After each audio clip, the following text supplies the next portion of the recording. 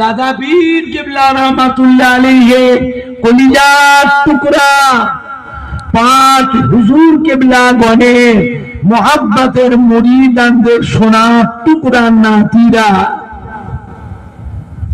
আমার ফুরফুরা শরীফে দাদা পীর কিবলা রাহমাতুল্লাহ আলাইহি মুহাব্বতের খলিফাগণ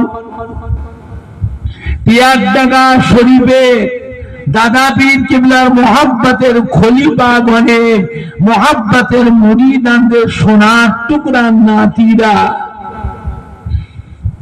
আল্লাহ পাকের নিয়ামত যে আল্লাহ পাক আপনাকে আমাকে একমাত্র রোজার হক আদায় করিয়ে তারাবির নামাজের হক আদায় করিয়ে আজকে ঝিকরিয়া রানীহাটি গ্রামে ঈদে মিলাদুন নবীর মাহফিলে একসাথে বসিয়ে আল্লাহ রাসূলের দুটো কথা শুনবার মতো তৌফিক ইনায়াত করেছেন।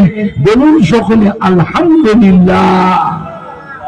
এই যে বসে আছে এতগুলি মুসলমান, এমন একটা মাহফিল আজ কদিন ধরে ঝিকুরিয়া রানীহাটি গ্রামের ছেলেরা, বাচ্চারা, যুবকেরা, কমিটি সাহেবানেরা, আমাদের কলিজার টুকরা সন্তানেরা নিজেরা আত্মীয় স্বজন বন্ধুদের সহযোগিতায়, গ্রামের সম্মানী ভাইদের সহযোগিতায়, মা বোনেদের সহযোগিতায় এত সুন্দর করে প্যান্ডেল করে, স্টেজ করে, লাইটিং করে, এত ভালো মাইক দিয়ে, আবার এতগুলি মেহমানের খাওয়া দাওয়া তাবারকের ব্যবস্থা করে এমন একটা সুন্দর মাহফিল কায়েম করেছেন যে মাহফিলের কথা আল্লাহ রাসূল বলেছেন এটা হচ্ছে রিয়াজুল জান্নাহ, অর্থাৎ বেহেশতেরই বাগান।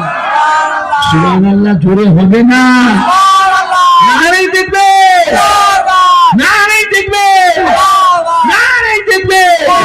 ঝিকুরিয়া রানীহাটি গ্রামবাসী গো, সম্মানীয় শ্রোতা বিন্দু, সম্মানীয় যুবক বিন্দু, সম্মানীয় ওলামায়ে কেরাম গো, আহলে সুন্নাতুল জামাত, আহলে সুন্নাতুল জামাত, ফুরফুরা শরীফে দাদা পীরের হক সিলসিলা, ফুরফুরা শরীফে দাদা পীরের হক সিলসিলা, মক্কা শরীফ, মদিনা শরীফ, আজমির শরীফ, বাগদাদ শরীফ, বাইতুল মুকাদ্দাস শরীফ, হিজলি শরীফ, পিয়ারডাঙ্গা শরীফ, ফুরফুরা শরীফ, ঝিকুরিয়া রানীহাটি গ্রামবাসী গো, নারাই দেখবে, নারাই দেখবে।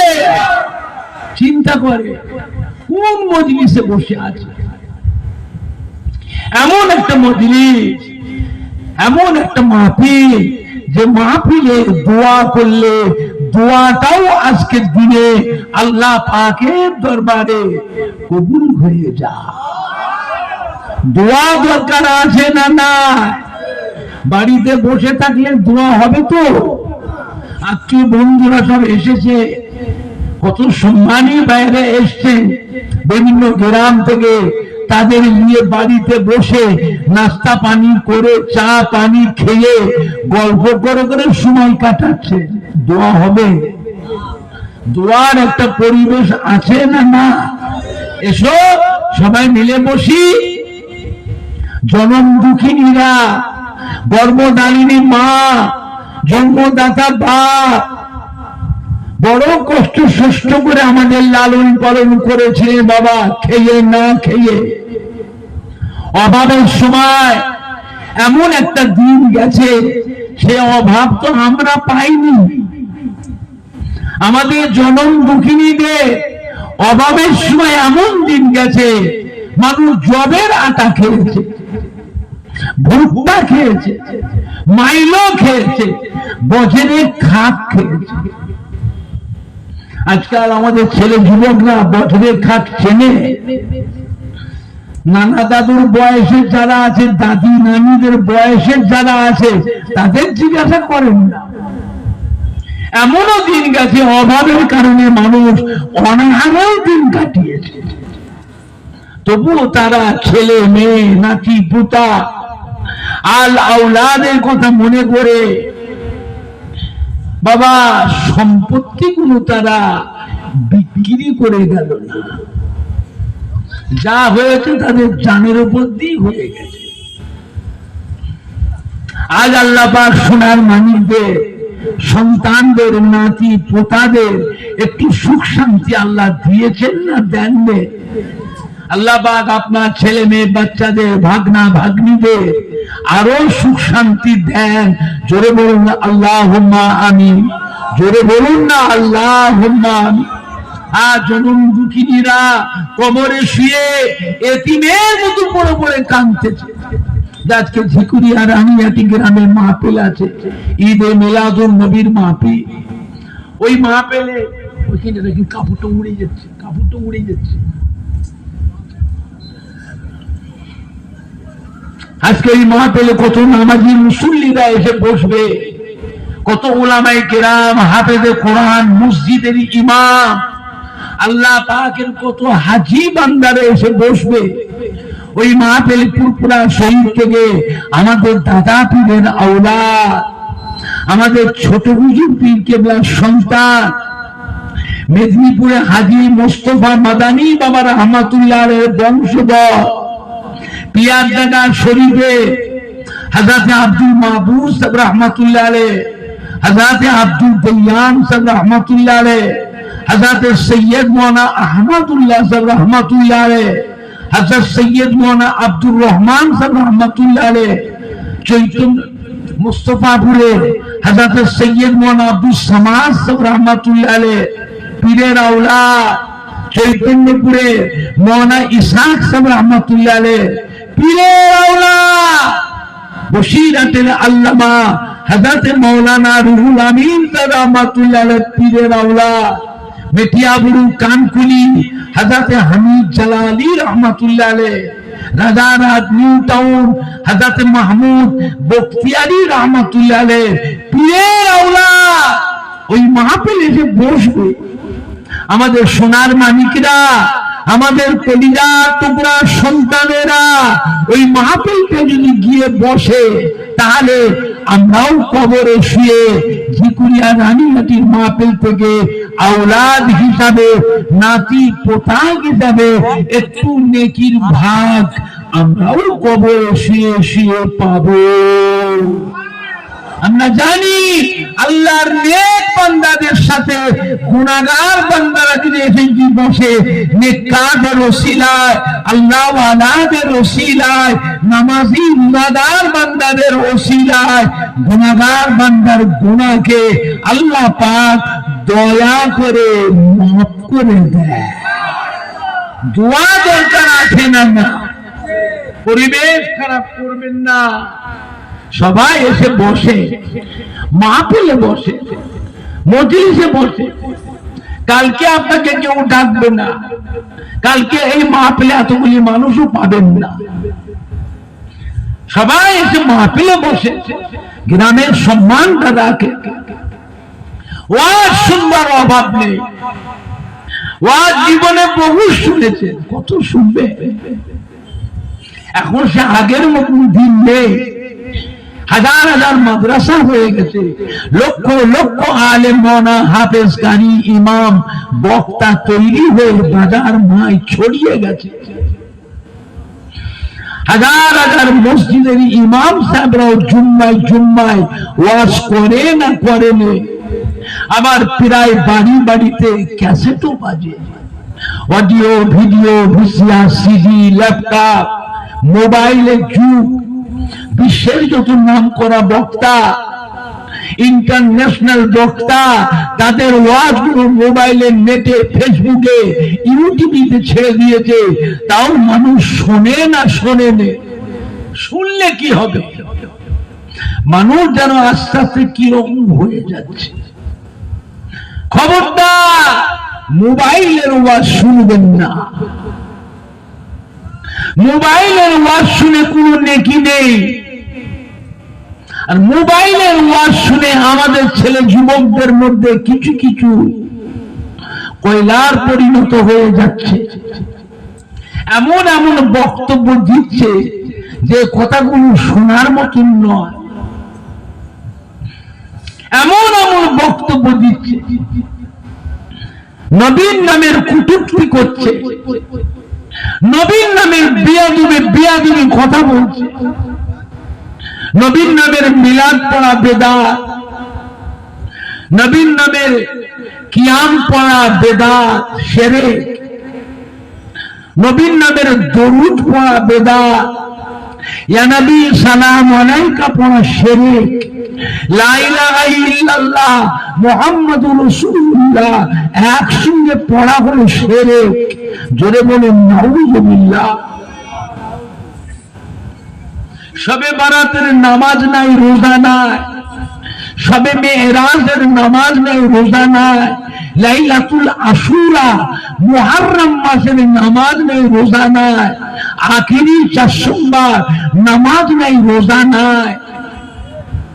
শবে বারাতের রাতে নামাজের জন্য মসজিদে ভিড় করার থেকে বেশ্যাখানায় গেলে আরো বেশি শান্তি পাওয়া যায়। জোরে বলুন না নাউযুবিল্লাহ। এইগুলো মোবাইলে বেরিয়েছে।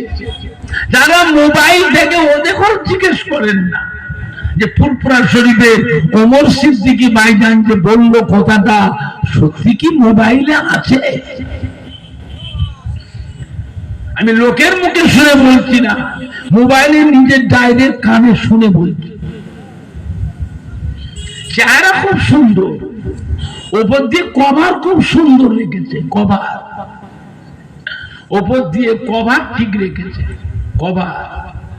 আবার হাটে বাজারে রাস্তাঘাটে ভোরে সাত সকালে দেখবেন ওপর দিয়ে কভার ঠিক আছে। এমন এমন কথা বলছে যে সব কথাগুলো শুনলে ঈমান চলে যাবার ভয় আসে। এই কথাগুলো শুনে আমাদের অন্তরে যে নবীর উপরে যে মহব্বতের আকর্ষণ ছিল, সেই আকর্ষণগুলো নষ্ট করছে। বুঝলে,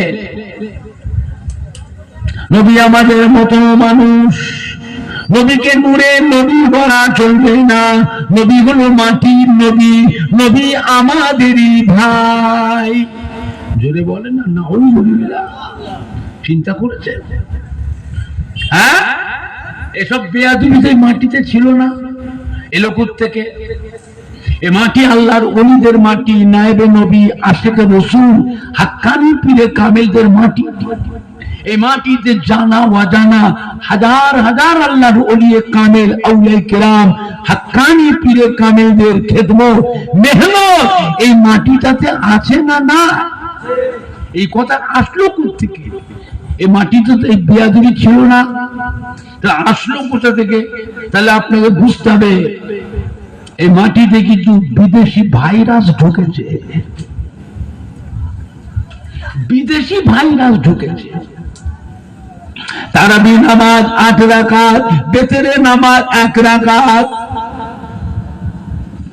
সারা জীবন 14 বাপদাদার 14 পুরুষ থেকে তারাবি নামাজ 20 রাকাত পড়ে আসলাম, আর এখন বলছে তারাবি নামাজ 8 রাকাত। 12 রাকাত নামাজ কেটে কমিয়ে দিয়েছে, 12 রাকাত নামাজ কেটে বাদ দিয়েছে। সারা জীবন বেতেরে নামাজ পড়লাম 3 রাকাত, এখন বলছে 1 রাকাত। চিন্তা করেছে? আমি সে 1 সালে মক্কা শরীফে গিয়েছিলাম হজে। সেই বছরই আমি রমজান শরীফ মাসে উমরাতে গিয়েছিলাম মক্কা শরীফে, মদিনা শরীফে। কাবা শরীফে তারাবির নামাজ পড়েছিলাম 20 রাকাত। মদিনার মসজিদে নববী শরীফে তারাবির নামাজ পড়েছিলাম 20 রাকাত। আর গত বছরে রোজার মাসে গিয়েছিলাম উমরায়, ছেলে মেয়ে বউ নাতি পোতা সব নিয়ে, জামাই নিয়ে। যে কাবা শরীফে তারাবির নামাজ পড়লাম 10 রাকাত। মদিনার মসজিদ নববী শরীফে তারাবির নামাজ পড়লাম 10 রাকাত। কাবা শরীফ ঘিরে দিয়েছিল, হযরত আসওয়াদ পাথরে চুমু খেতে দেয়নি, ঘিরে দিয়েছিল। কাবা শরীফের গিলাফ ধরার ক্ষমতা ছিল না, নামাজ পড়তে হচ্ছিল দুহাত ছাড়া ছাড়া কাতার দেবে, দুহাত ছাড়া কাতার, বুঝলে? সেই বছরই থেকে কড়া লকডাউন, করোনা ভাইরাসের কারণে তারাবি নামাজ করে দিল 10 রাকাত। এখন কাবা শরীফের ঘেরাটা খুলে দিয়েছে, হযরত আসওয়াদ পাথরে চুমু খেতে দিচ্ছে, খুলে দিয়েছে, কিন্তু তারাবির নামাজটা কমিয়ে দিয়েছে। মানুষ কত খুশি, মক্কা শরীফে মদিনা শরীফে তারাবির নামাজ সহজ হয়ে গেছে, মানুষ কত খুশি। আমি বলি বাবা আমাদের তারাবির নামাজ হয়নি, আমরা ইমাম আবু হানিফা হুজুরের দলের মানুষ, হানাফি শাফি মালিকি হাম্বলি আছে না না, হ্যাঁ? আবার আহলে হাদিস মাযহাবিও আছে না না, হ্যাঁ? আব্দুল হক মসজিদ দল আছে না না। দেখো মক্কা মদিনা শরীফ কিন্তু আমাদের দলিল নয়, দলিল হলো কোরআন হাদিস। মানুষ কত খুশি, আমাদের তারাবি নামাজ হয়নি, আমাদের আবার বাসায় গিয়ে হোটেলে গিয়ে উযু করে আরো 10 রাকাত তারাবি নামাজ পড়ে দিতে হবে। যেহেতু আমরা আহলে সুন্নাত ওয়াল জামাতের মানুষ, ইমাম আবু হানিফা হুজুরের দলের মানুষ, মক্কা মদিনা সেই আমাদের দলিল নয়, দলিল হলো কোরআন হাদিস, বুঝলে? আমাদের বয়স কম না বেশি? আমার নবীকে আল্লাহ কত বছর হায়াত দিয়েছিলেন? কত বলে না, 63 বছর। আমার নবীর উম্মতের হায়াত আল্লাহ কমিয়ে দিয়েছে। কি মেয়ে ছেলে কি বেটা ছেলে, 63 বছরের মধ্যেই সব মরে যাবে। কিছু সংখ্যক উম্মত 70, 75, 80, 85 পাবে।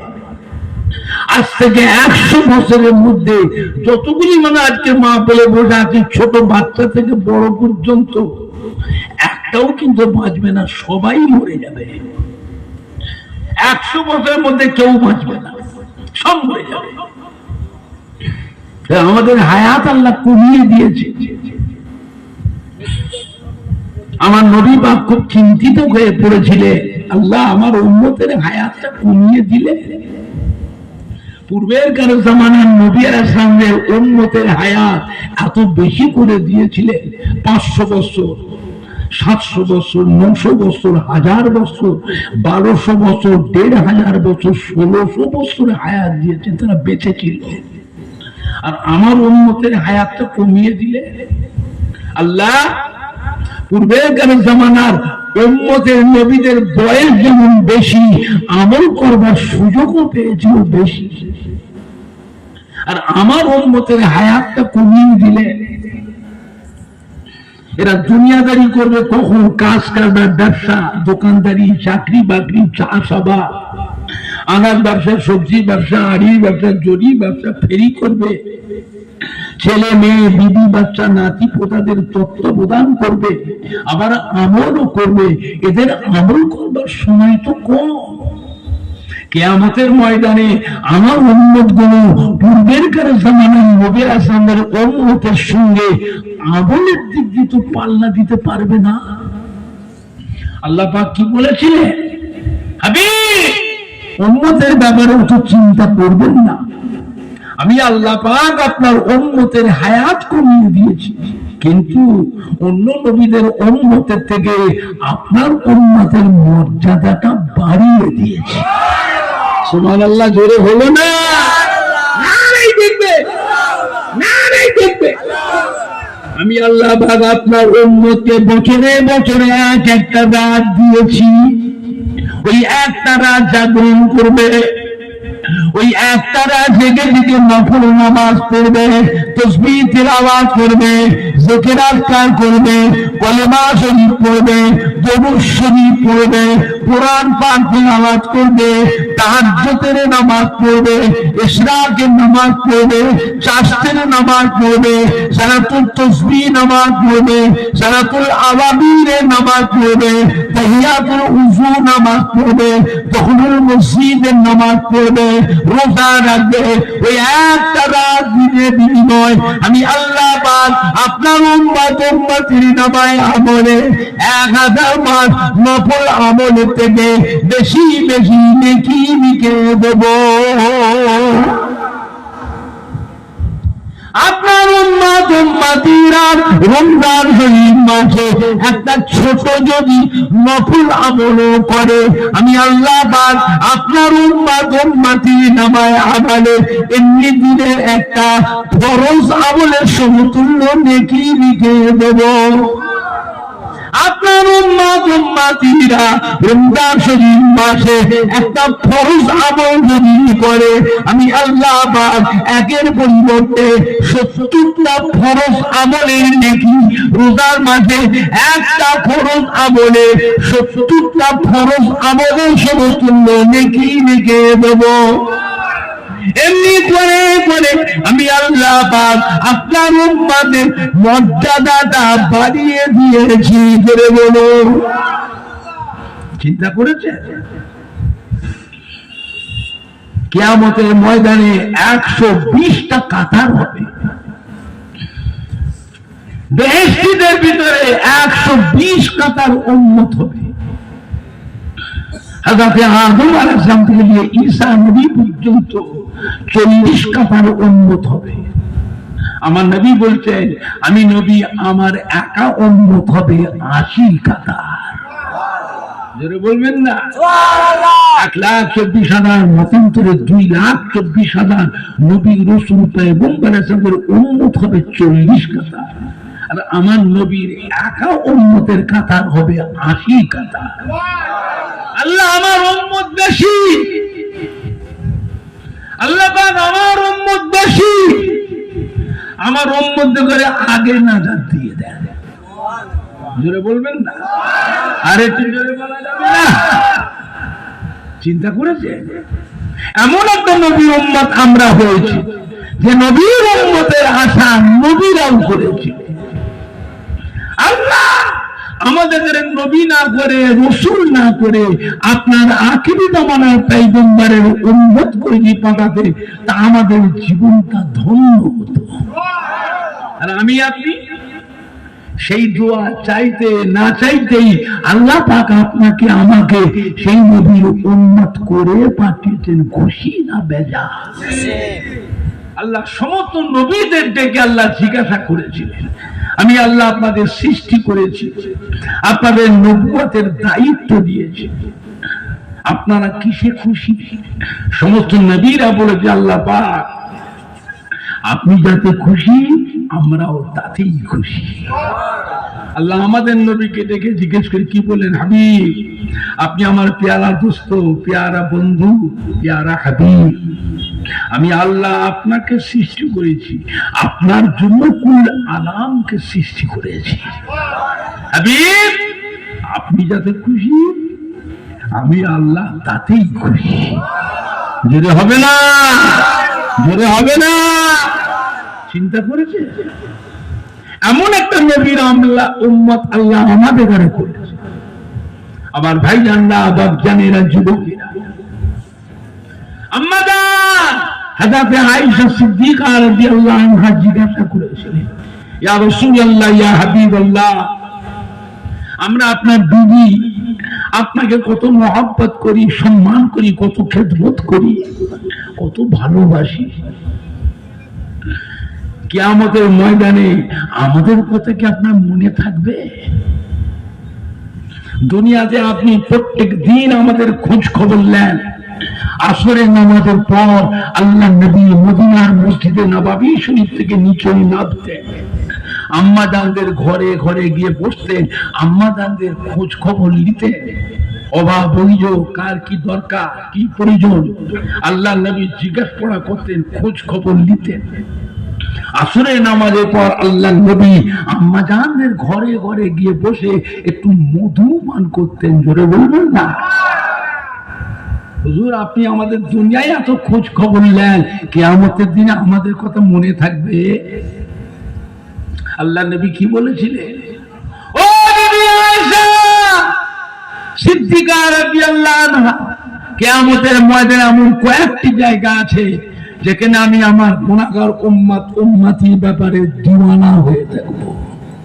ওখানে আমার বিবি ছেলে মেয়ের কথা আমার মনে পড়বে না। যদি বলবেন না?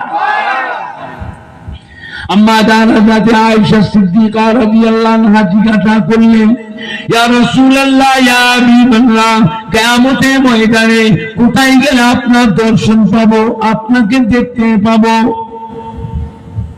আল্লাহর নবী আয়েশা, কিয়ামতের ময়দানে আমার উম্মতির গুনাহ এবং সওয়াব যখন মিজানে ওজন করা হবে, আমি নবী মিজানের এক কিনারায় গিয়ে দাঁড়িয়ে থাকবো। মিজানে দাঁড়িয়ে পাল্লা দিয়ে আমি নবী চেয়ে থাকবো। আমার উম্মতি গুনার পাল্লা ভারী হয় না, নেকির পাল্লা ভারী হয়। ও বিবি আয়েশা সিদ্দিকা, ওই দিন আমার উম্মতের নাজাতের ব্যাপারে, ওখানে আমার উম্মতি ব্যাপারে দিওয়ানা হয়ে থাকবো। ওখানে আমার বিবি ছেলের কথা আমার মনে পড়বে না। জোরে বলুন। আম্মা হযরত আয়েশা সিদ্দিকা রাদিয়াল্লাহু আনহা জিজ্ঞাসা করলেন, ইয়া রাসূলুল্লাহ, ইয়া হাবিবাল্লাহ, মিজানে দাঁড়িয়ে কাছে যদি আপনাকে দেখতে না পাই, আর কোথায় গেলে আপনাকে দেখতে পাবো?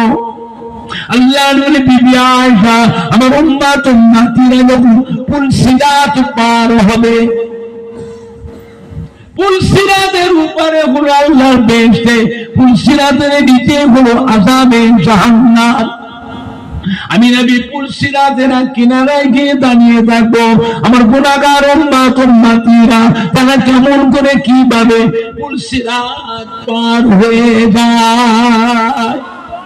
যদি কোনো গুনাহগার উম্মত পা স্লিপ করে পুলসিরাত পার হতে গিয়ে পা স্লিপ করে নিচে পড়ে যায়, আমি রাসূলুল্লাহ তার হাত ধরে টেনে তুলে পুলসিরাত পার করিয়ে নেব। জোরে বলুন, আরো জোরে বলুন সুবহানাল্লাহ। নারায়ে তাকবীর, নারায়ে তাকবীর। চিন্তা করেছে? নবী বলছে আমি পার করে নেব। আম্মা হযরত আয়েশা সিদ্দিকা জিজ্ঞাসা করলেন, ইয়া রাসূলুল্লাহ, ইয়া হাবিবাল্লাহ, মিজানে দাঁড়িয়ে কাছে পুলসিরাতে যদি আপনাকে যদি না পাই, আর কোথায় গেলে আপনার দেখা পাবো, আপনাকে দেখতে পাবো? আল্লাহর নবী বিবিদের ভিতরে আম্মা আয়েশা সিদ্দিকা ছিলেন অত্যন্ত আদরের স্ত্রী। হযরত আবু বকর সিদ্দিকের মেয়ে। কিয়ামতের ময়দানে সর্বপ্রথমে আল্লাহ পাকের দরবারে কে যাবে? এই কথা আপনার জানা আছে? আল্লাহ পাকের সামনে সর্বপ্রথম কে যাবে? চলে যাচ্ছেন নাকি?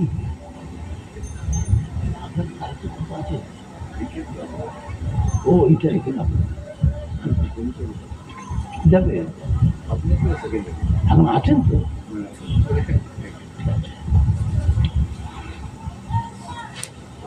কিয়ামতের ময়দানে আল্লাহ পাকের দরবারে সর্বপ্রথম আল্লাহ ডাকবেন আল্লাহর পেয়ারা হাবিবকে। হাবিব এদিকে আসে, আজকে ফাইসালার দিন আপনি আমার কাছে আসেন। আল্লাহ আমাদের নবীকে নিয়ে বিচার করবেন, নবীকে কাছে বসিয়ে রেখে বিচার করবেন। আল্লাহ পাক আল্লাহর পেয়ারা হাবিবকে আল্লাহ ডাকবেন, নবী আসবে। কিয়ামতের মাঝ বরাবর আসার পর আল্লাহ বলবে, থামেন, হাবিব আসবেন না, দাঁড়িয়ে যান। আমি আল্লাহ এখন কাহারি হালতে আছি। আল্লাহ পাকের নাম হবে কি? আল্লাহ ইয়া কাহার। কঠিন নাম।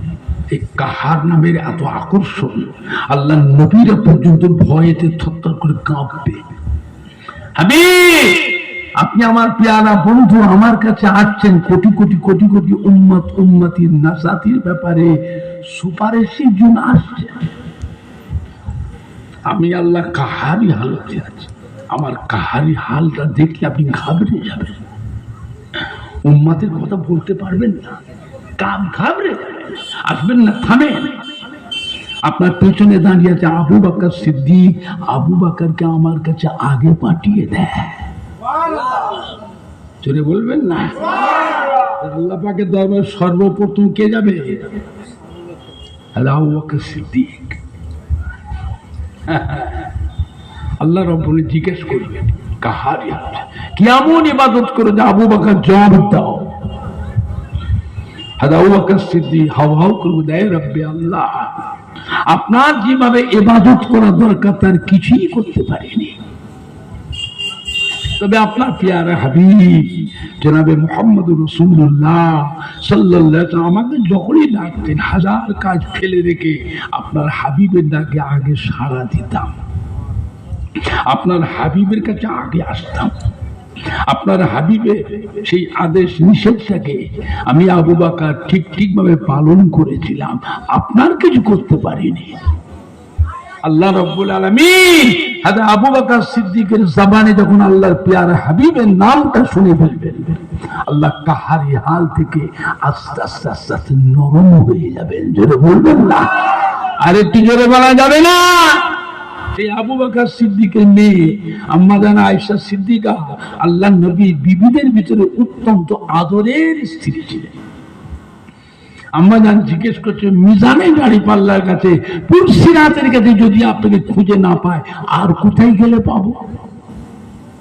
আল্লাহ নবী আয়েশা সিদ্দিকা রাদিয়াল্লাহু তাআলা আনহা জাহান্নামের দরওয়াজার কাছে গেলে ওই জায়গায় আমাকে দেখতে পাবে।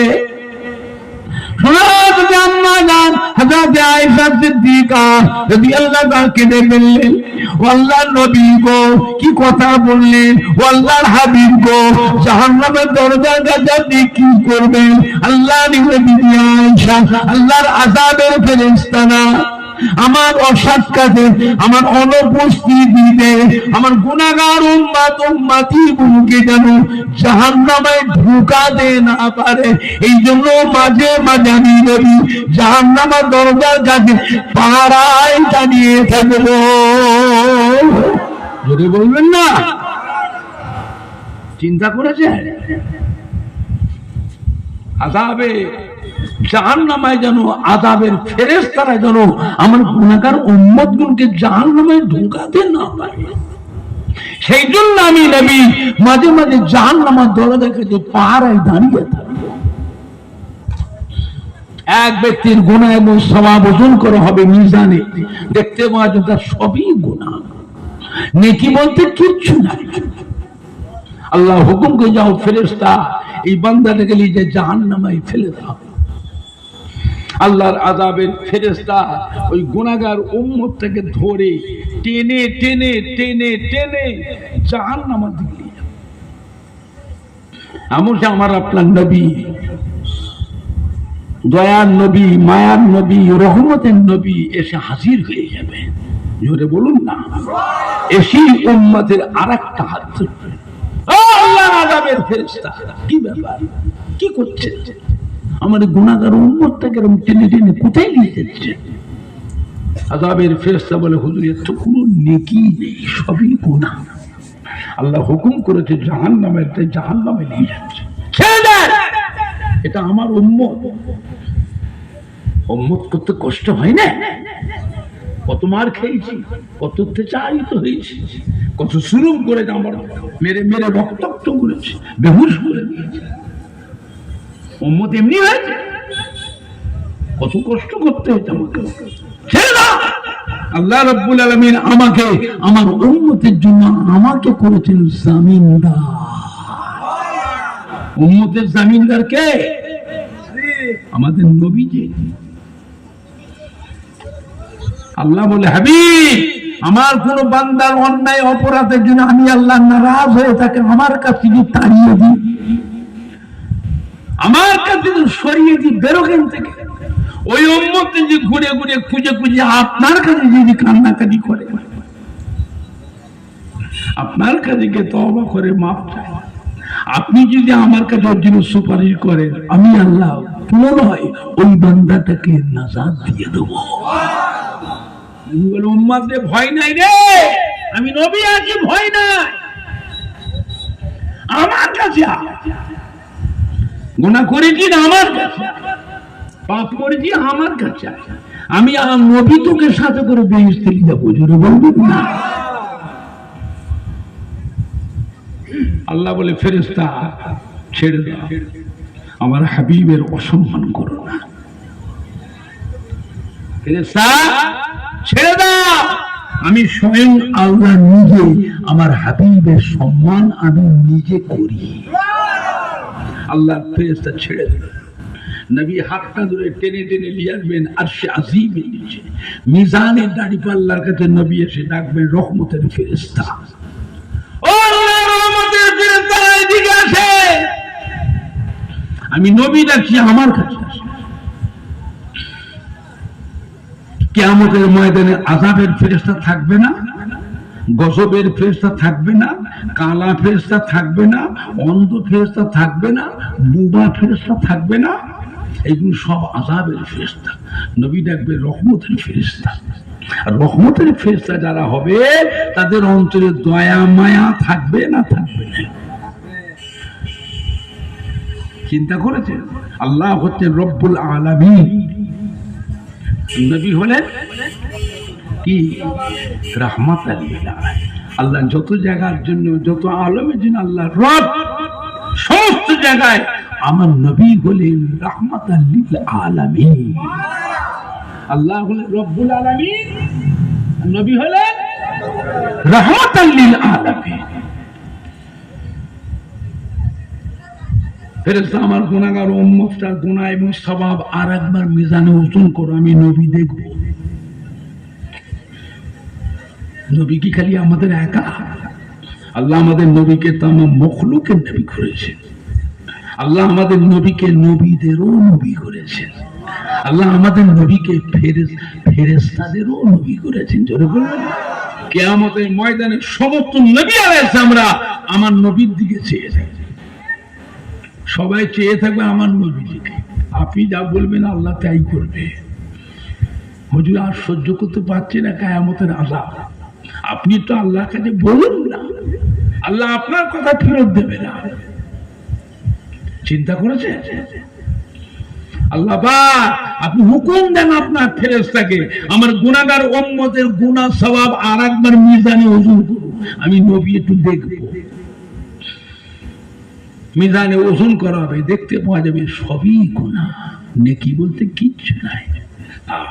নবী আমার চিন্তিত হয়ে পড়বেন, ওই গুনাহগার উম্মতের চারিদিকে নবী আমার বারবার ফিরে ফিরে তাকাবেন, বারবার ফিরে ফিরে তাকাবেন।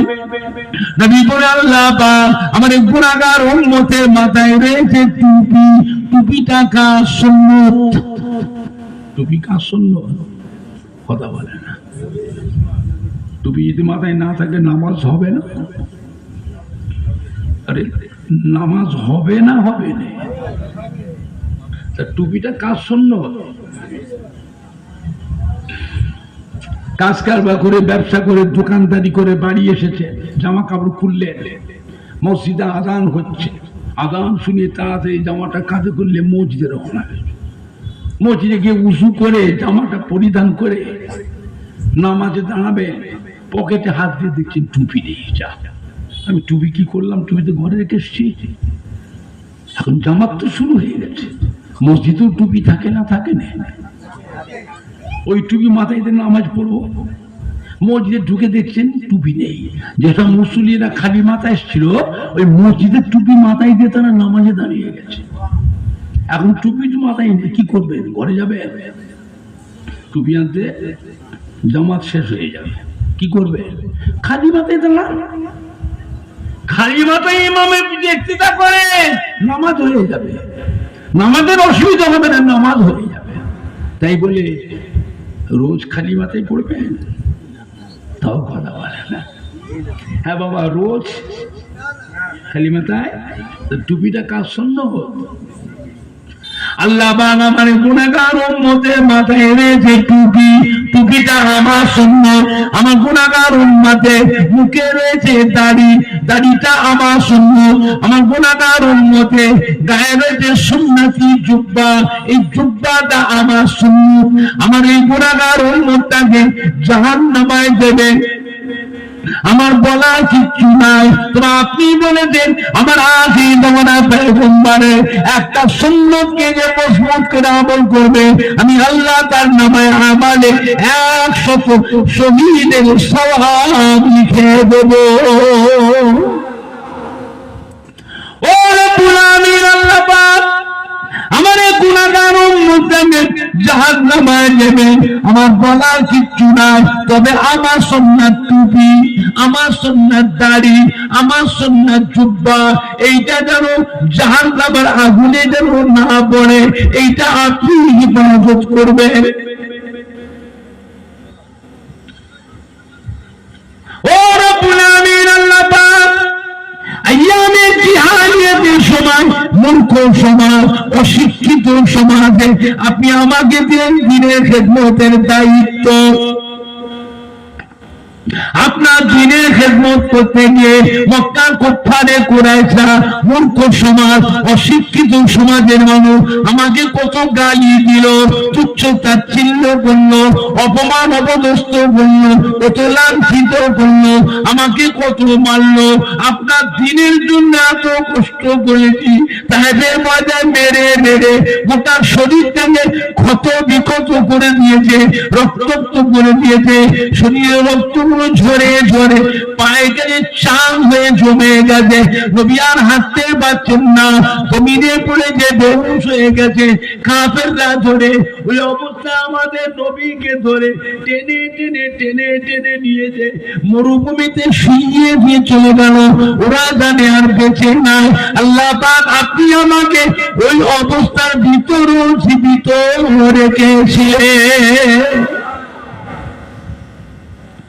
ও রব্বুল আমিন, আল্লাহ পাক ওদের যুদ্ধে কুফারে কুরাইশরা শত শত তীর নিক্ষেপ করতে লাগলো, তীরের মুখে বিষ মাখিয়ে নবীকে লক্ষ্য করে নিক্ষেপ করছে।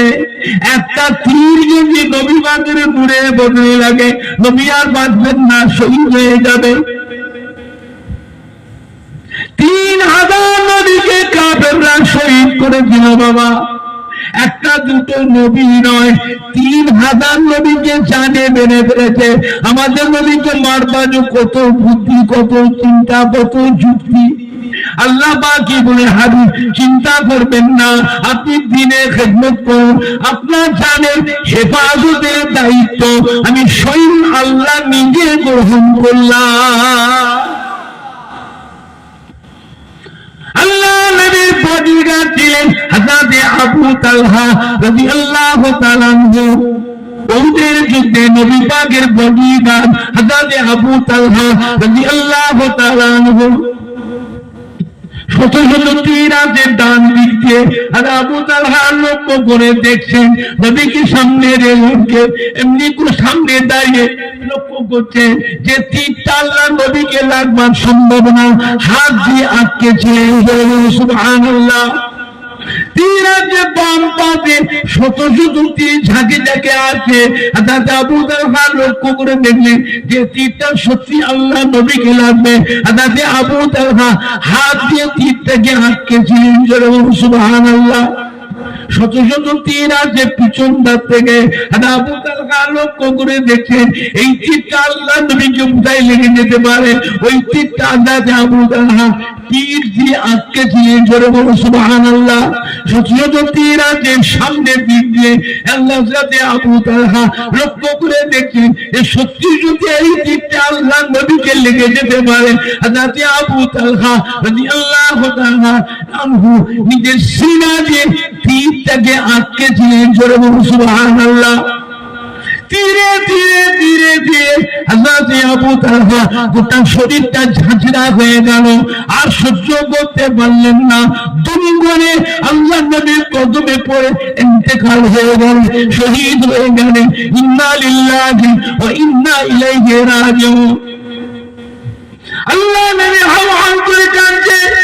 ও সাহাবারা, দেখো দেখো বাবারা, মক্কার নিষ্ঠুরে বোনেরা, পাষাণ পাষাণীরা আমার নির্দোষী সাহাবা আবু তালহাকে কিভাবে তীর মেরেছে। দেখো বাবারা, দেখো দেখো, আমার আবু তালহার বেঁচে নাই, আমার আবু তালহা শহীদ হয়ে গেছে। বাবারা দেখো দেখো, আমার আবু তালহাকে কিভাবে মেরেছে। বাবা তীরগুলো গুনে গুনে দেখো, আবু তালহা রাদিয়াল্লাহু তাআলা লাশ পড়ে আছে, কদমের নিচে পড়ে আছে। সাহাবায়ে কেরামরা হাউ হাউ করে কাঁদছেন।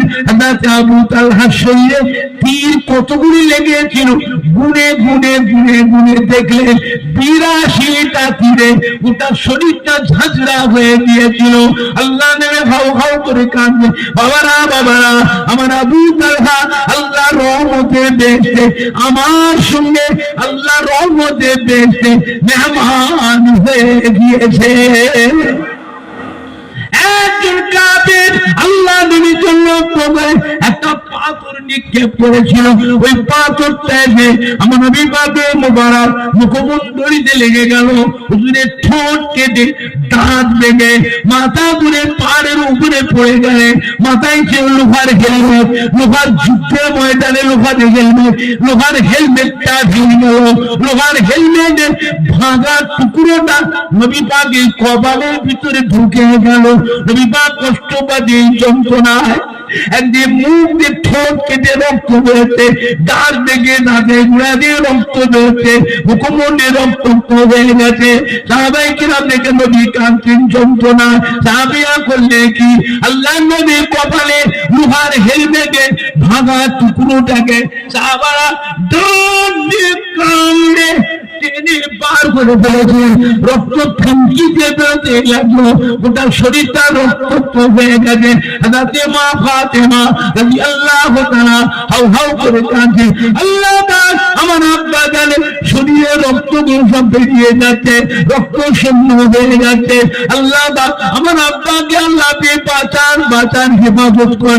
কত ডাক্তার পারি, হেকিম কবিরা চিকিৎসা, কিছুতেই রক্ত বন্ধ হলো না। হাজরাতে মা ফাতেমা রাদিয়াল্লাহু তাআলার মাথায় ওই সময় আল্লাহ পাক এমন একটা বুদ্ধি দিয়ে দিয়েছিলেন, খেজুর গাছের পাতা আগুনে পুড়িয়ে ছাই করে ওই ছাইটা দিয়ে ক্ষত জায়গাতে টিপে ফেললেন, সঙ্গে সঙ্গে রক্ত পড়া বন্ধ হয়ে গেল। জোরে বলুন সুবহান, আরো জোরে বলুন সুবহান। ও ময়দানা নবী আমাকে দেখতে বললেন, আল্লাহ পাক আপনার ইসলামের জন্য আমি যে এত কষ্ট পেলাম, আমাকে এত কষ্ট দিল, আল্লাহ পাক আমি আপনাদের কিছু চাইনি, কিছুর বদলা চাইনি। আজকের ময়দানে আসলে কিয়ামতের ময়দানে এর বিনিময় আমার এই গুনাহগার উম্মতকে দয়া করে নাজাত দিয়ে দেন। বলুন না, নারাই দেখবে, নারাই দেখবে। চিন্তা করেছে আল্লাহ যদি কাউকে নাজাত দেন, তার জন্য কারো কাছে কৈফিয়ত দিতে হবে। হ্যাঁ, আল্লাহ যদি কাউকে এমনি নাজাত, যত বড়ই গুনাহগার আল্লাহ নাজাত দেয়, ওয়ারাফা'না লাকা যিকরা, আল্লাহ বলতে আল্লাহর হাবিবকে আপনার প্রশংসা আমি আল্লাহ সারা পৃথিবীতে ছড়িয়ে দেব। কাফেরদের অন্তরে যত জ্বালা পোড়াও, হাবিব চিন্তা করবেন না, হাবিব আপনি চিন্তা করবেন না। ফাআলুল লিমা ইউরিদ, কোরআন পাক আল্লাহ যা ইচ্ছা তাই করবেন। তার জন্য আল্লাহ পাককে কোন ফেরেশতা কোন বান্দার কাছে কৈফিয়ত দিতে হবে না। বলুন আমরা সকলেই আল্লাহর কাছে আসান, যত আমলই করে থাকে, এক যারা যদি গুনাহ থাকে, যে আল্লাহ ওইটা কি ধরে, আল্লাহ আমি এত নামাজ পড়েছি, এত হজ করেছি, এত দান খায়রাত, এত যাকাত দিয়েছি, এত তাসবিহ তিলাওয়াত, ঠিক ঠিক বেহেশতের বড় দরজা পাবে। একটুখানি গুনাহটা কেন করেছো? আপনি জানেন ওই এক যারা গুনাহটাই আপনার জন্য জাহান্নামে যাওয়ার ওসিলা হয়ে যাবে।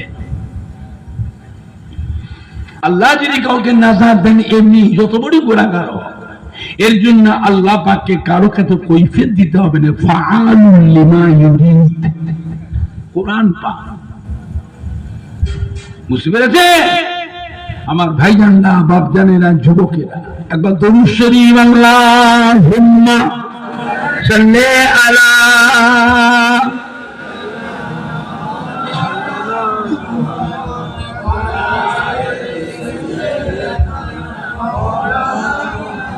আল্লাহুম্মা সাল্লি আলা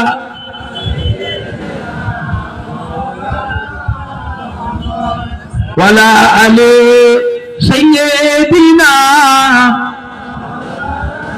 কালমা লা ইলাহা ইল্লাল্লাহ,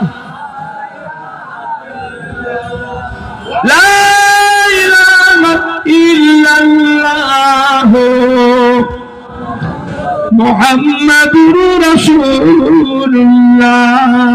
আল্লাহুম্মা সাল্লি আলা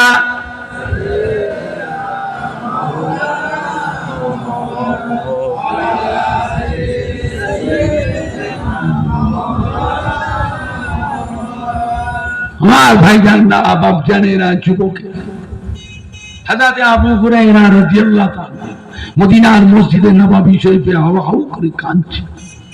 আল্লাহ নবীজি কাছে, কি হয়েছে বাবা আবু হুরায়রা, কাঁদছো কেন? কে তোমাকে কাঁদালো বাবা?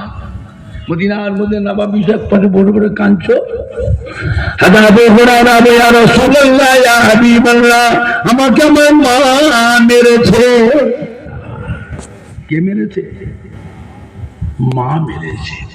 মা কেন মারলো? কি অন্যায় করেছো তুমি? বলতে আমি কিচ্ছু অন্যায় করি, এমনি মারলো। কি করেছে বলো? বলছে আমি আপনার দরবারে বসে থাকি, মদিনার মধ্যে নববী শরীফে এসে বসে থাকে, আপনি ভালো ভালো হাদিস বলেন, ভালো ভালো ওয়াজ করেন, আমি আপনার জবান মোবারকের ভালো ভালো হাদিসগুলো ওয়াজগুলো শুনি, আমি বড় ভালো লাগে। এই শুনতে শুনতে দেরি হয়ে যায়, ঘরে যেতে রাত হয়ে যায়। মা জিজ্ঞেস করে, আবু হুরায়রা, এত রাত হয়েছে, কোথায় ছিলে? এত দেরি হলে কেন, এত রাত হলে কেন, কোথায় ছিলে? আমি বললাম, মা বলতো, যা কদমে যেতে গেলে, যা নূরের চাঁদ মুখটা দেখতে পেরে, যার দরবারে যেতে পারলে জীবনটা ধন্য হয়ে যায়। এই নবী মুহাম্মদুর রাসূলুল্লাহ সাল্লাল্লাহু আলাইহি ওয়াসাল্লাম দরবারে ছিলাম।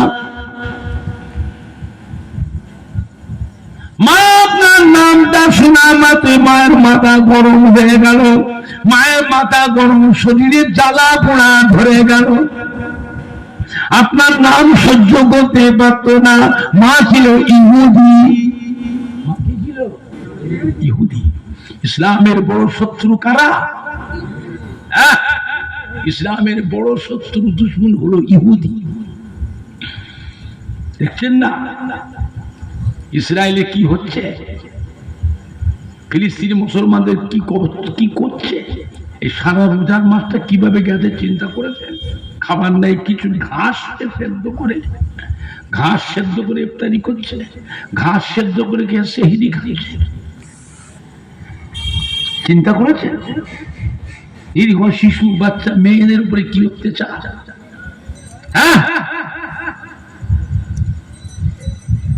আমার ভাইজানরা, বাপজানেরা, ইয়া রাসূলুল্লাহ, আপনার নাম আমার মা সহ্য করতে পারে। মা আমাকে বোঝায়, আবু হুরায়রা, যে আল্লাহ নবীর দরবার ছাড়বি না, আমার ঘর থেকে বেরিয়ে যা।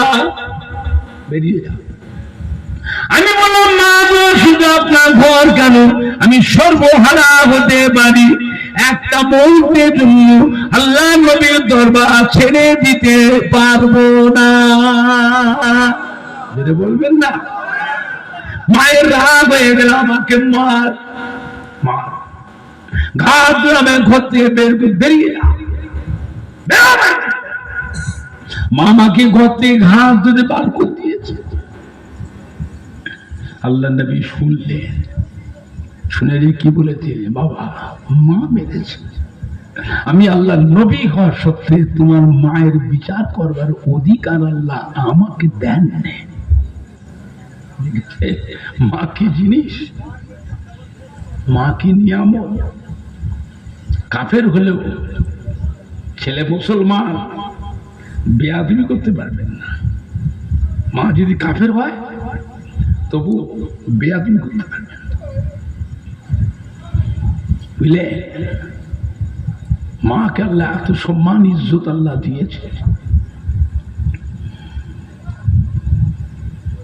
আল্লাহ নেমে তুমি আমার কাছে তোর মায়ের নামে অভিযোগ করছো, মায়ের নামে লালিশ করতে এসছো।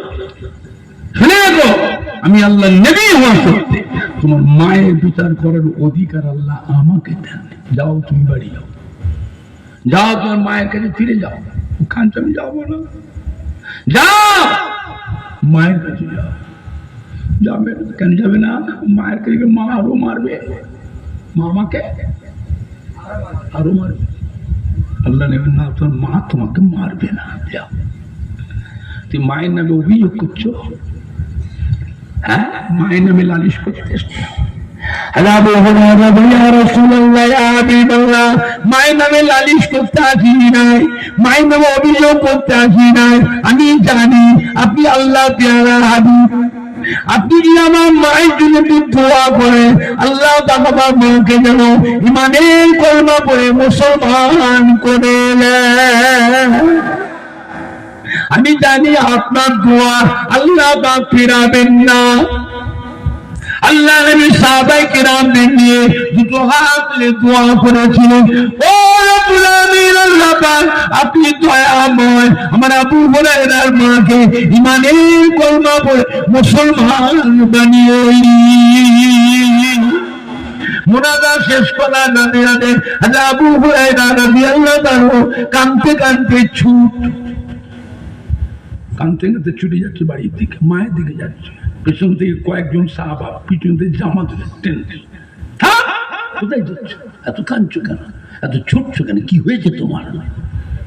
সবাই জানতো যে আবু হুরায়রা কোন ফিতনা ফাসাদে মানুষ, নিরীহ মানুষ। আবু হুরায়রা সাদাসিধে মানুষ, কোন ঝামেলা ঝঞ্ঝটের মানুষ নয়। এত কাঁদছো, ছুটছো কেন? আর আবু হুরায়রা আমার ছেড়ে দে ভাই, আমায় ধরিস দি ভাই, ছেড়ে দে। কেন রে ভাই? না আল্লাহ নবী দোয়া করে দে আমার মায়ের জন্য, আমি দেখতে চাই, আমি আগে আমার মায়ের কাছে পৌঁছাবো। না আল্লাহ নবীর দোয়া আমার মায়ের কাছে আগে পৌঁছে গেছে, তা আমি দেখবো। ছুটে ছুটে বাড়ি দিকে দেখতেন, ঘরে মা নাই, মা ঘরে নাই, মা রয়েছে হামাম খানায়, মা রয়েছে গোসলখানায়। গোসলখানার দরজা গিয়ে লক করলেন, কে রে? মা গো, আমি আবু হুরায়রা। গোসলখানার ভিতরে মা জব, বাবা আবু হুরায়রা এসেছি। এসেছো বাবা? অপেক্ষা করুন, গোসল করছি, একটু অপেক্ষা করো।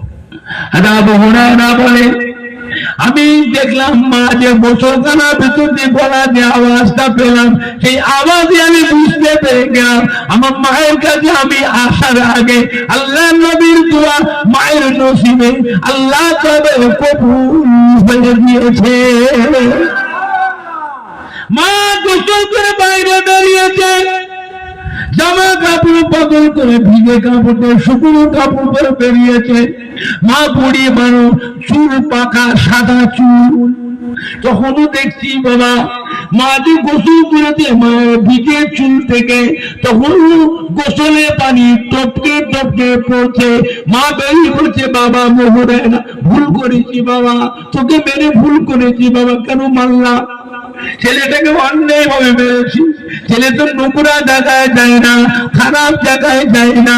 মা আমার ছেলে দিয়েছে, আল্লাহ প্যারা হাবিবের দরবারে গিয়েছে, আমি ছেলেটা কেন মারলাম? ভুল করেছি বাবা আবু হুরায়রা, তোকে মেরে আমি সারা ঘুমোতে পারি না, আমার চোখে ঘুম আসে না, সারা রাত না খাওয়া অনাহারে রাত কাটায়। ও বাবা আবু হুরায়রা, আমাকেও নিয়ে যাও, কোথায় আছে তোমার নবী? তোমারও নবী আমারও নবী, আমাকে নিয়ে চলো তোমার নবীর কাছে গিয়ে তার নূরের হাত ওখানে ধরে ইমানের কলেমা পড়ে আমি মা মুসলমান হয়ে যাব।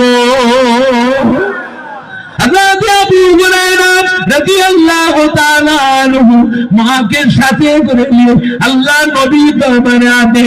মায়ের আল্লাহ নবী নূরে হাত দুখানা ধরে ইমানের কলেমা পড়েছিলেন, আশহাদু আল্লা ইলাহা ইল্লাল্লাহু ওয়াহদাহু লা শারীকা লাহু ওয়া আশহাদু আন্না মুহাম্মাদান আবদুহু ওয়া রাসূলুহু। মা ইমানের কলেমা পড়ে মুসলমান হয়ে গেলেন। জোরে বলুন সুবহান, আরো জোরে বলুন সুবহান। দরুদ শরীফ আল্লাহুম্মা সাল্লি আলা।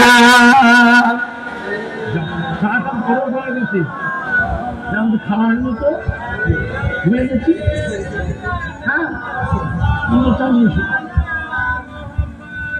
লা ইলাহা ইল্লাল্লাহ লা ইলাহা ইল্লাল্লাহ মুহাম্মাদুর রাসূলুল্লাহ। আল্লাহুম্মা সাল্লি আলা।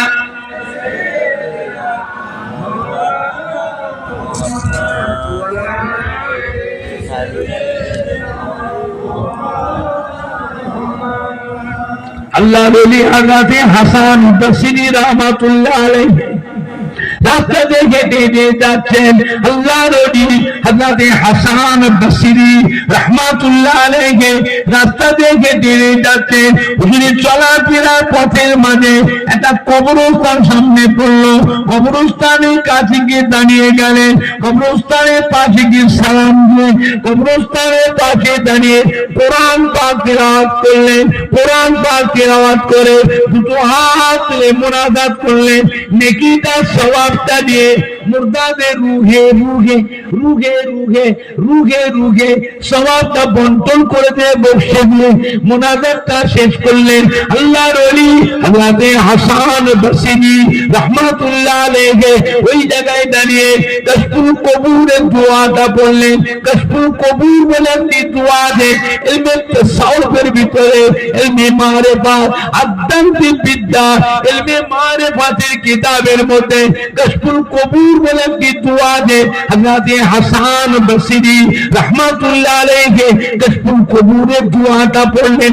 দোয়া পড়ার সাথে সাথে সমস্ত কবরবাসীর সঙ্গে হুজুরের সাথে সাক্ষাৎ নসিব হয়ে গেল। সমস্ত কবরবাসী মেয়ে ছেলে বেটা ছেলে রুহানি হালতে উঠে দাঁড়িয়ে আল্লাহর ওলি হযরতে হাসান বসরি রাহমাতুল্লাহ আলাইহি সালাম দিলেন। আল্লাহর ওলি হযরতে হাসান বসরি রাহমাতুল্লাহ আলাইহি কবরবাসীদের সালামের উত্তর দিলেন। সালামের জবাব দিয়ে জিজ্ঞাসা করেছিলেন, ও কবরবাসী ভাইয়েরা, ও কবরবাসী বাবাজিরা, ও কবরবাসী মহিলারা, ও কবরবাসী মা বোনেরা, কবরে কি হালতে আছে, কি অবস্থায় আছে বাবা, আমাকে একটু বলো বাবা, আমাকে একটু শোনা বাবা। আমি আমার কবরের চিন্তায় বড় চিন্তিত হয়ে আছি। আপনারা কেমন আছেন বাবা? সমস্ত কবরবাসীরা কবর থেকে উঠে দাঁড়িয়ে আল্লাহর ওলি হযরতে হাসান বসরি রাহমাতুল্লাহ আলাইহি সালাম দিয়ে বলেছিলেন, আল্লাহর ওলি ও নবী হাসান বসরি রাহমাতুল্লাহ আলাইহি আপনি দোয়া করে দেন, আল্লাহ পাক আপনার দোয়াকে কবুল করে নিলেন। এই কবরস্থানে ৭০,০০০ মুর্দার কবর আছে।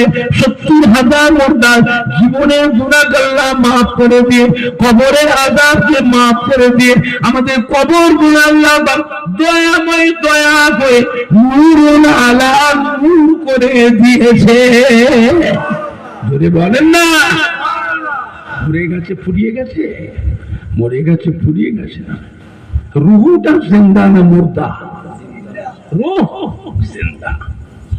ফুরফুরা শরীফের হাজার ছোট হুজুর পীর কেবলা রাহমাতুল্লাহ একটা জলসা করে বাড়ি ফিরছিলেন। জায়গাটার নাম হলো ভগবতীপুর বাজার। হুগলি জেলা, ভগবতপুর বাজার, ডানকুনির পাশে কলাছড়া থেকে ভেতরে ঢুকতে হয়। এই গ্রামটা খুব, জায়গাটা খুব ধনী জায়গা। দৈনিক ওই বাজারটাতে 3 থেকে 3.5 কোটি টাকা সোনা রেগুলার বিক্রি হয়। তাহলে বুঝুন জায়গাটা কিরম জায়গা। 3 থেকে 3.5 কোটি টাকা সোনা রেগুলার ডেইলি বিক্রি হয়। খুব ধনী জায়গা। ছোট হুজুর পীর কেবলা রহমাতুল্লাহ আলাইহি জালসা করে ফিরছিলেন দিনের বেলায়। বাড়ি ফেরার পথে একটা জায়গার নাম চক্রিস্টানপুর বলে গ্রামটাকে দেখছে একটা মাইয়েতের লাশ কাঁধে করে নিয়ে মানুষ কলমা শরীফ পড়তে পড়তে গোরস্থানের দিকে নিয়ে যাচ্ছে। ছোট হুজুর পীর কেবলার গাড়ির ড্রাইভার ছিল বিহারি ড্রাইভার। হরেন দিয়ে রাস্তাটা ক্লিয়ার করে পার করে চলে গেলেন। কিছুটা রাস্তা যাওয়ার পরই ছোট হুজুর পীর কেবলা বললেন, বাবা ড্রাইভার সাহেব গাড়িটা থামাও, গাড়িটা ব্যাক করে ঘোরাও। ওই যেখানে লাশ নিয়ে এসেছিল ওই জায়গায় গাড়িটা নিয়ে এসো। গাড়িটা ব্যাক করে নিয়ে এসছে। লাশের কাছে এসে গাড়িটা দাঁড় করালেন, গেটটা খুলে হুজুর নেমে গেলেন। ড্রাইভারকে বলে, বাবা এটা আগিয়ে নিয়ে সামনে রাস্তা, ফাঁকা রাস্তা থেকে এক সাইডে গাড়িটা রাখো, পরে আমি খবর দিচ্ছি। ড্রাইভার গাড়ি নিয়ে চলে গেল। হুজুর নেবেই জিজ্ঞেস করলেন, কি ব্যাপার, জানাজার নামাজ হয়ে গেছে বাবা? না হুজুর, জানাজার নামাজ এখনো হয়নি। এতগুলি মানুষ লাশ কাঁধে করে কোথায় নিয়ে যাচ্ছ? বলে, আমরা গোরস্থানে নিয়ে যাচ্ছি। আমাদের দেশের নিয়ম হলো গোরস্থানের পাশে বড় জায়গা রাখা আছে, ওইখানে জানাজার নামাজ পড়ে পাশেই গোরস্থানে দাফন দিই। গ্রামের ভিতর থেকে বার করে নিয়ে আসি। বাবা মাইয়েতের ওলি কি আছে? ছেলে আছে, ডাকো। ডাকলে জিজ্ঞাসা করলে, মৃত্যু ব্যক্তি তোমার কি হয়? বলেছিলাম মা হয়। হ্যাঁ বাবা, তোমার মায়ের জানাজার নামাজটা এখনো হয়নি। তা আমি জুলফিকার, তোমার মায়ের জানাজার নামাজটা আমি পড়াবো, আমাকে হুকুম দাও। ছোট হুজুর কিবলা জানাজার নামাজ পড়াবে, ছেলেকে জিজ্ঞেস করছে তার মায়ের জানাজা, ছেলে খুশি না বেজা? ছেলে খুশি না বেজা? বলে, হুজুর আপনি জানাজা পড়ান। বলে, বাবা মহল্লার ইমামকে আছে, ডাকো। মহল্লার ইমাম কই? ইমাম সে ডাকলে, বাবা আপনি মহল্লার ইমাম, এই জানাজার নামাজের হক হচ্ছে আপনার। জানাজার নামাজের হক টাকা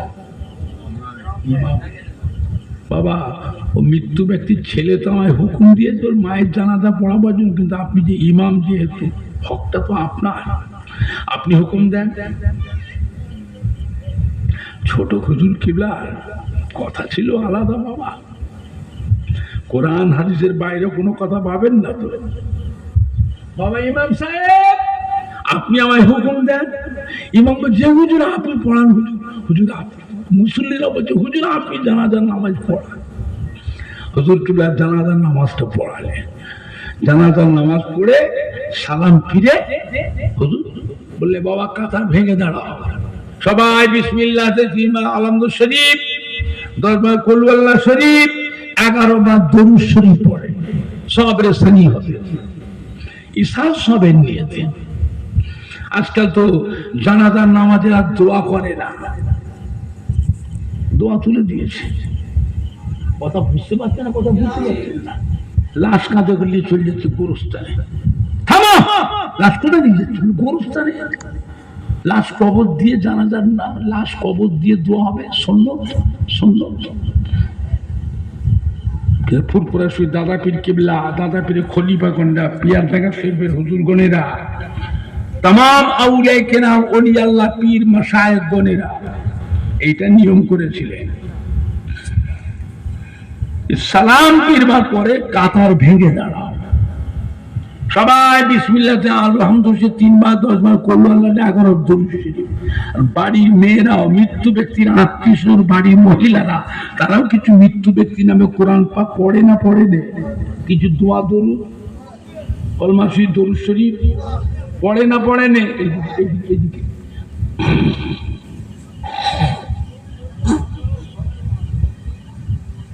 ছোট্ট করে দোয়া হোক সবরের সানি ইসলাম সবের নিয়েতে। কেন? জানাজার নামাজের পরে লাশ গোরস্থানে নিয়ে গিয়ে কবরে লাশ শোয়ানো হয়। লাশ শুয়ে বাঁশ বিছিয়ে পাতা দিয়ে তারপরে একে একে এসে মিনহা খালাকনাকুম ওয়া ফিহা নুঈদুকুম ওয়া মিনহা নুখরিজুকুম তারাতান উখরা। ইমাম দাঁড়িয়ে দাঁড়িয়ে পড়ে, সবাই পড়ে, মাটি দেয়। অতক্ষণ সব মানুষ থাকে না। জানাজার নামাজ যত লোক পড়ে সব মানুষ কিন্তু গোরস্থানে যায় না। অনেকের কাজ থাকে, কেউ দোকান করবে, খুলবে, কেউ টাকাটায় যাবে, কেউ ডাক্তারখানায় যাবে, কেউ বাজার ঘাট করবে, রান্না করবে, রাত্রে ছেলে মেয়ে বউ খাবে, স্বামী খাবে, হাট বাজার করবে, কেনাকাটা করবে। নানান ব্যস্ত মানুষও থাকে না। জানাজার নামাজ হয়ে গেল, সালাম কিংবা পরে যদি ছোট্ট করে দোয়া করে দেওয়া হয়, সব মানুষ থাকে না কথা বলে না। সব মানুষ থাকে না। মাইয়াতের জন্য দোয়া দরকার আছে না? নাই। সালাম ফিরে সঙ্গে সঙ্গে বাবারা 3 বার আনন্দশীর 10 বার কুরআন 11 দরুদ পড়ে। বাড়ি মেয়েরা সব কোরআন পাক খতম করে কলমা শরীফ, দরুদ শরীফ, সূরা ইয়াসিন বা সূরা রহমান, সূরা হাসর, সূরা মুলক, সূরা মুজাম্মিল, সূরা মুদাসসির। অনেক মেয়েরা পড়ে না, বাপ মায়ের নামে, শ্বশুরের নামে, শাশুড়ির নামে, হ্যাঁ স্বামীর নামে পড়ে না। সব মিলিয়ে একটা ছোট্ট করে দোয়া করে দিই 5 মিনিট। মুর্দার জন্য দোয়া দরকার আছে না? নাই। এখন তার জন্য যত দোয়া হবে তার জন্য ভালো না খারাপ? শেষের বেলায় লাশ কবরস্থানে নিয়ে গিয়ে লাশ কবরে নামানো হয়। সব মানুষ কিন্তু যায় না, তখন দাঁড়ায় না। লাশ কবরে শুয়ে কাফনের গেরম গুলো খোলা হয়, কাফনের গেরম গুলো, তারপরে একটা বাঁশ বিছায় না এমন এক জায়গায় টাট বা খড়, তাল পাতা দিয়ে তারপরে ডাকা, এসো মাটি দাও। এই অতক্ষণ সব মানুষ কিন্তু থাকতে পারে না। এবারে লাশ দাফন মাটি দেওয়া হয়ে গেল, তারপরে কবর গোসল দিয়ে খাজুর পাতা পুঁতে মুখ হাত ধুয়ে এসে জিয়ারত দোয়া হয়। অতক্ষণ সব মানুষ থাকে না। এই যে জানাজার নামাজের পরে যে সব দোয়াটা না করে সব লোক চলে গেল, অতগুলি মানুষের দোয়া থেকে মোর্দাটা বঞ্চিত হয়ে গেল।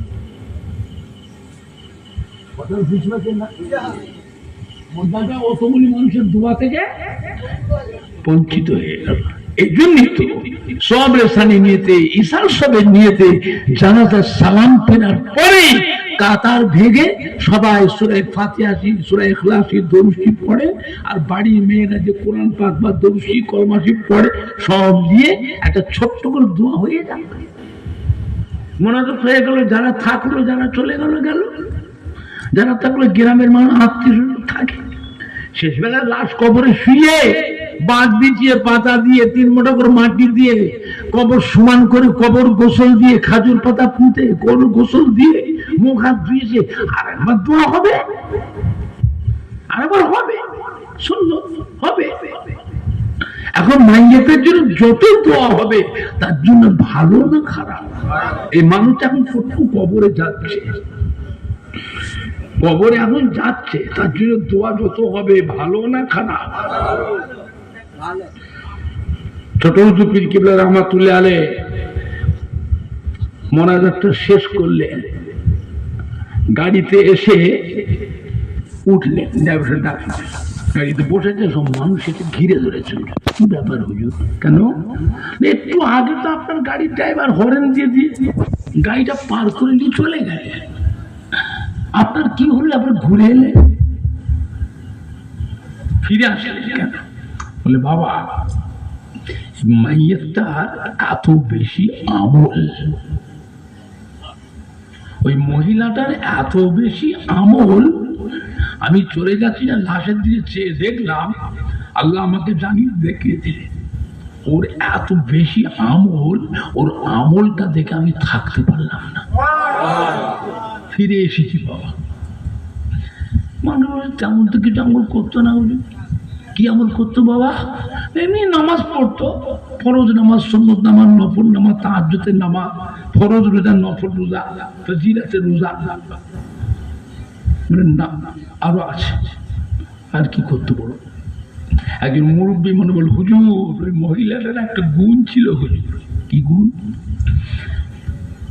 যদি কোনো মহিলার প্রস্রাব বেদনা উঠত, প্রস্রাব বেদনা, বাচ্চা খালাস কি বলে আপনার দেশে,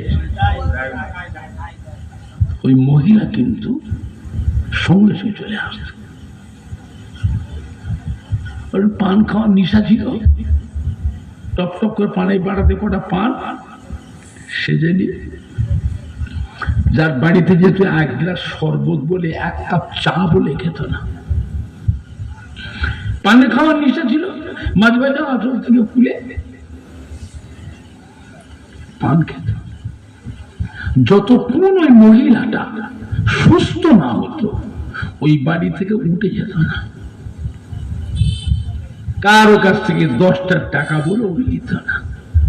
হুজুর গুলা বলে, হয়েছে বাবা হয়েছে।